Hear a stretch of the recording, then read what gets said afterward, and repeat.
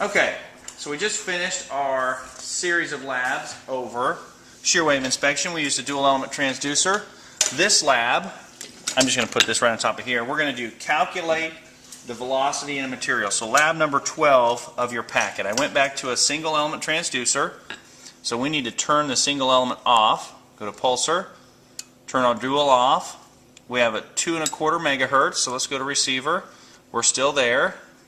Go back to our base menu, bring our probe delay all the way to 0. Go to regular velocity, compressional velocity, if I could get it to stay in one spot. Once it starts moving, it moves fast. So 230. We have a 1-inch thickness, so I'm going to go to about a 1-inch screen. Yeah, 1-inch screen will be fine. 1-inch thickness. We're going to take our velocity, ring it in a little bit. You can do this with a 5-inch screen, 4-inch screen, whatever, but since I know both of these pieces are 1-inch steel and aluminum, we're just going to use that. That makes it a little bit easier on us. So, got a 1-inch. Zoom in a little bit there. You see our 1-inch range. Yep, there he is. There's our piece of aluminum. Here's our piece of steel. Okay? No coupling between the two, so our air back wall is going to help us out here. So, back up so you can see the transducer on the piece of steel. Coming up at 100%. We're going to go here to our piece of aluminum, 1-inch thick, and it's going to come up at about 94%. So that tells us the velocity is a little faster in the aluminum. So using lab number 12, it says, you go all the way to the bottom, you can read the top stuff. It says, now, calculate V1 times T1 divided by T2.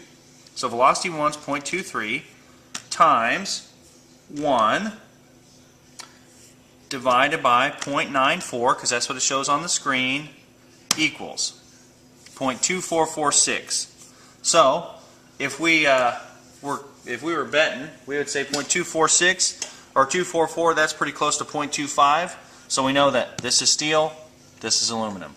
But what we actually did there, really more than anything, is figure out that if we were scanning a piece of steel and then all of a sudden we had a velocity change and we know the thickness is still the same, but we had a velocity change and our signal changed, we could say, okay, now we've got a problem. We know that we're not on steel anymore. So really, that lab is pretty simple.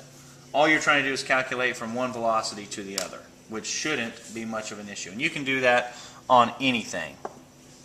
Okay? So, here's our piece of steel. We got 1 inch. Come over here, we know that's 0.625. So we come over here, we know it's way past an inch. Alright, so now we go to our aluminum again, and it's coming up at about 94% one last time. So we can figure out real quick that V1 times T1, velocity 1 times thickness 1, divided by thickness 2 equals velocity 2. Okay? Any questions there? You should feel free to ask. And I'll let you take a look at that. Just kind of soak that in one last time. Kind of zoom in a little bit there so you can see what we're talking about with our 94%. And from that, like I said before, any questions, feel free to email me.